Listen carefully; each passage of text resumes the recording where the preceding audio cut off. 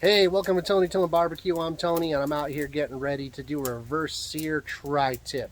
Check this out.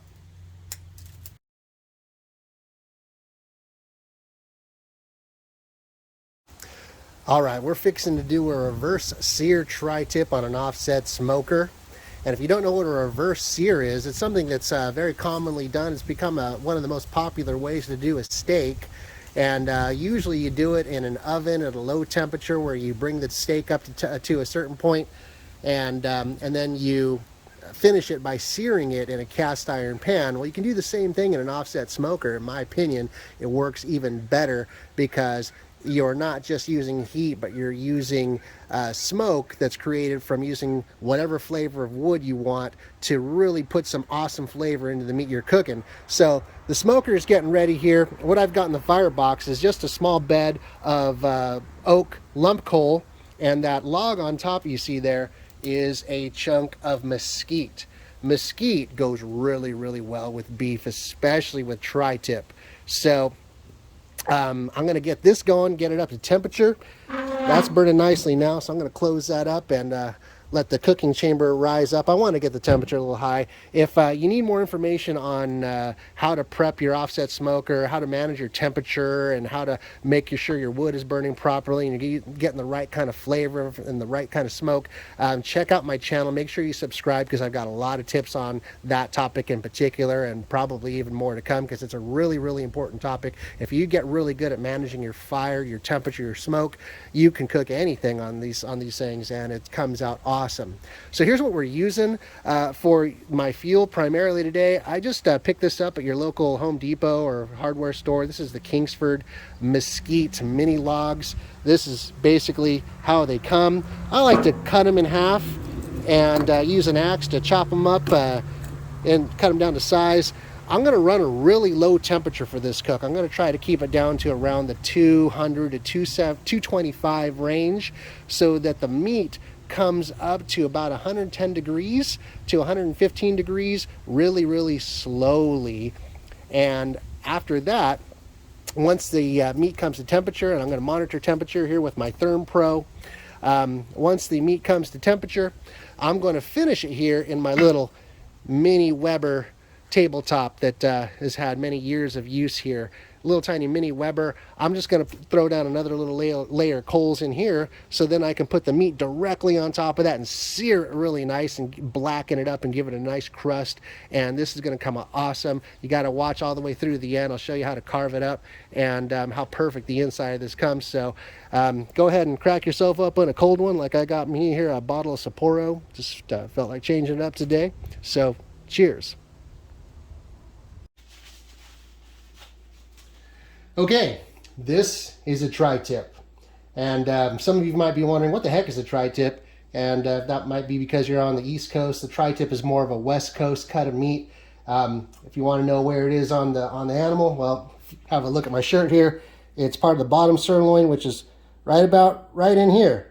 Okay, that's a tri-tip. So one thing I want to point out really quick, when it comes to carving a tri-tip, you can see really easily here some very defined lines. This is the grain of the meat running along this way, and then it kind of runs along this way over here, making carving these things a little bit funny. Now, the tri-tip is a very, very flavorful cut of meat, and it also has a fat side over here. You can leave that on or trim some of that off if you want. And when you go to carve it, you want to make sure you're cutting against the grain because it can also be a little bit tough if you don't. So you're going to want to break this in half basically. You're going to want to cut it right across here when you go to carve it. And then you take this piece here and you actually cut it this way against the grain. Okay, it's just going to be this half here against the grain. And this piece over here where the grain's going this way, you're basically just going to cut straight across this way. And you're going to, that way the meat tears apart much easier when you go to bite through it. So this is a great, really, really great cut of meat. I swear this was made specifically for barbecuing. It's fantastic on the grill, whether it's over direct heat. And usually these are done more hot and fast. What I'm going to show you is going to be a reverse sear method, which is going to really let it absorb a lot of this really awesome smoky flavor. And then we're going to basically crust up the outside real nice right at the end. So because this is such a nice flavorful piece of meat, it's perfect for just salt and pepper. That's what I've got here is a 50-50 mix of salt and pepper. I like to use like the large flake kosher salt and coarse ground pepper. I like to grind it myself right before I apply. So all we're gonna do is put a good amount on here. We can be pretty liberal with this because it's nice and thick. And I like to make sure and get it on both sides.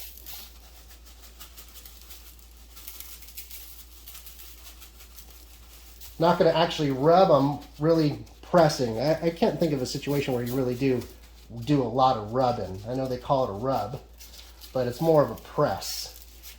Kind of pick up some of the stuff that's flaked off there. Get it all around.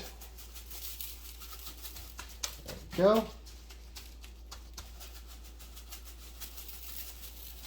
All right, that's looking good. Well seasoned, pressed on there nicely, and when the grill's ready, I'm going to be putting that on there.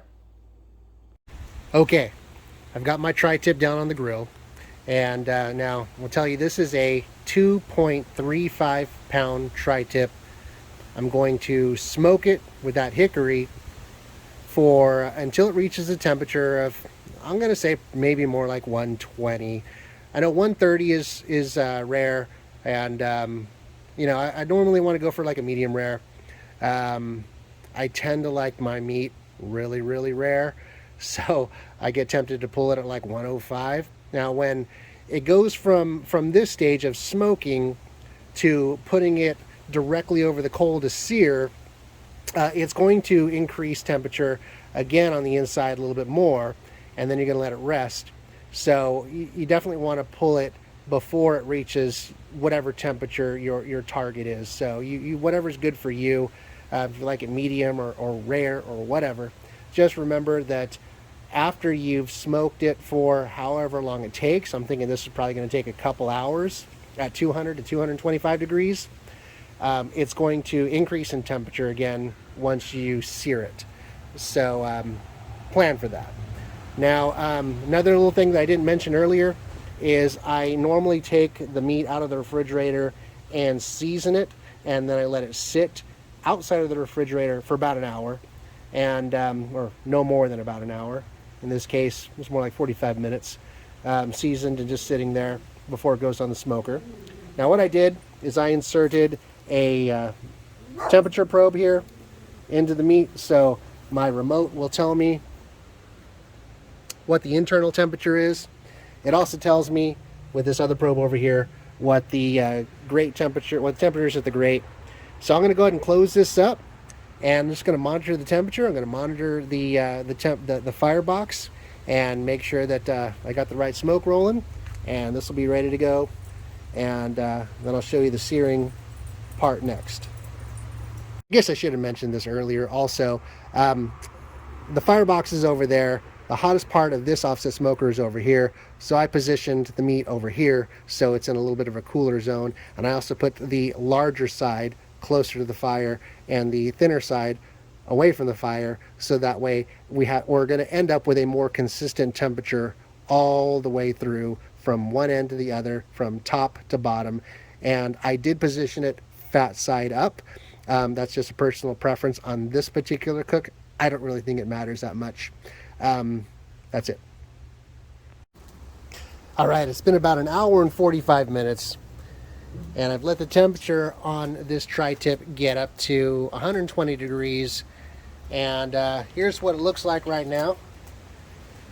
And you can see still very soft and spongy, indicating it's pretty rare still. That's what I want. I'm going to go ahead and pull the probe now, and I'm over here. I've got my mini Weber kettle prep in here with some lump coal, and pretty soon that's going to go right on top of that. We're going to be good to go. Okay, the Weber mini tabletop is hot, ready to go with the lump coal. And just remember, right here, this table is a solid epoxy, high heat resistant table. If you're going to do something like this, make sure you're on a table you're not going to catch on fire or something. So I'm okay here. The tri-tip is ready to go. I'm going to grab this, and we're going to put this right over there on top of that little Weber mini. Just like that. It is sizzling. Right now, the fat side is on the top still. All I'm doing is searing the meat side right now. I'm going to let it sit there for a few seconds. And then I'm going to roll it over. I intentionally did the meat side first with the fat side on top because when we roll it over and do the fat side, it's going to catch on fire. I don't want it to do that yet.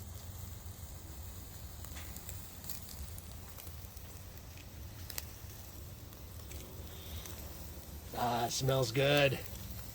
Can you hear the sizzle?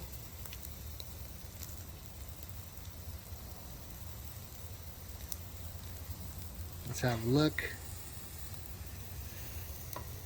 I'm going to just kind of slowly start to turn it over a little bit.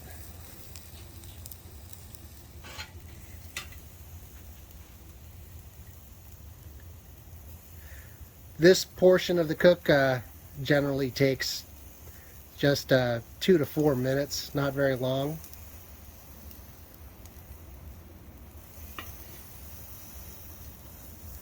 Let's go and roll it all the way over.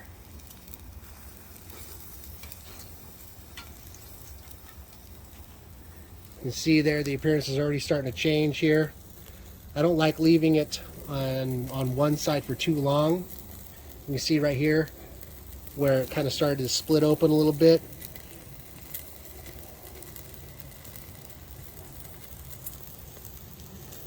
Now you notice that it's starting to flame up a little more. That's because the fat is starting to render and drip down. That's where you really want to be careful, because a little flame is okay, but a lot of flame can start tasting bad.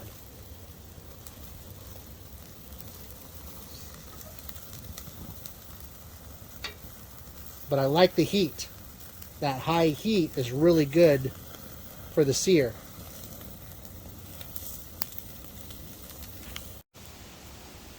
All right, we're still rolling. Got a little hot there. Looking good. Some nice char going on here. This char, all this black on top you're seeing right here, that's basically the fat rendered and burning up a little bit.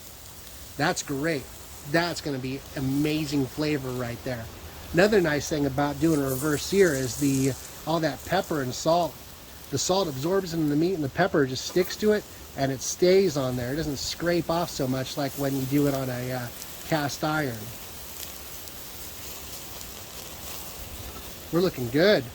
Look at that, nice and firming up nicely. So by the time we take this off, when we let it sit, all the juices are going to redistribute through the meat, and it's going to be amazing.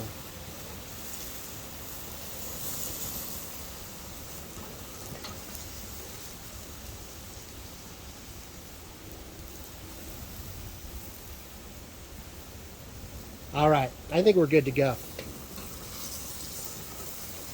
Feels right. Let's take this off.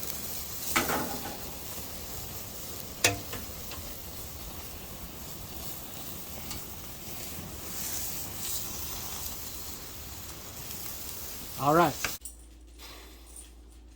All right, tri-tip's been resting for about 20 minutes. Let's go ahead and cut it in half like I said before, right along that line there. Wow. Let's see. Look at that. That's pretty, isn't it? I like it. All right, let's go and slice it up this way. All right. Let's do this. Oh yeah, once you get through that crust, slices like butter. The surface has a really nice bark on it that just takes a minute for the blade to get through. But then, look at that. That is beautiful. I gotta try this. Oh my God.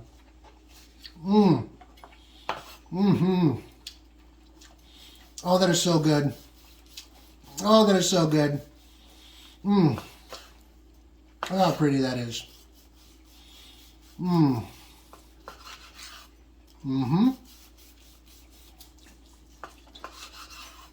Perfect. Notice how the color is very uniform all the way through, edge to edge. That's the beauty of reverse sear and bringing it up to temperature so slowly, is that you end up with a very consistent product from edge to edge, not where a lot of meat where it'll be well done to here and then medium rare and then rare right in the middle. This is very much medium rare all the way through. It looks perfect. And then doing it on an offset smoker like this with that mesquite just really gives it an amazing flavor. And tri-tip already has great flavor, but that mesquite just really adds to it and makes it awesome. This is awesome. I'm going to finish slicing this up. This is beautiful. And we're going to build some sandwiches. Stay tuned. I might show you what that looks like. And gosh, thanks for watching this. I hope you find this helpful. And this is something you can do in your own backyard anytime. So stay tuned, and I'll keep sharing some more tips for you. Thank you. I had to show you this also really quick. Now this is the tip, the little skinny part of the tri-tip, and also perfectly medium rare all the way through. All right, this is my sandwich creation, slightly toasted here with some extra sharp white cheddar, jalapenos, tomatoes, some pickled onions, and a little horseradish. And let's put this together. Oh, this is a monster of a sandwich here. That looks good. All right, see if I can manage this without wrecking it. Let's have a first bite.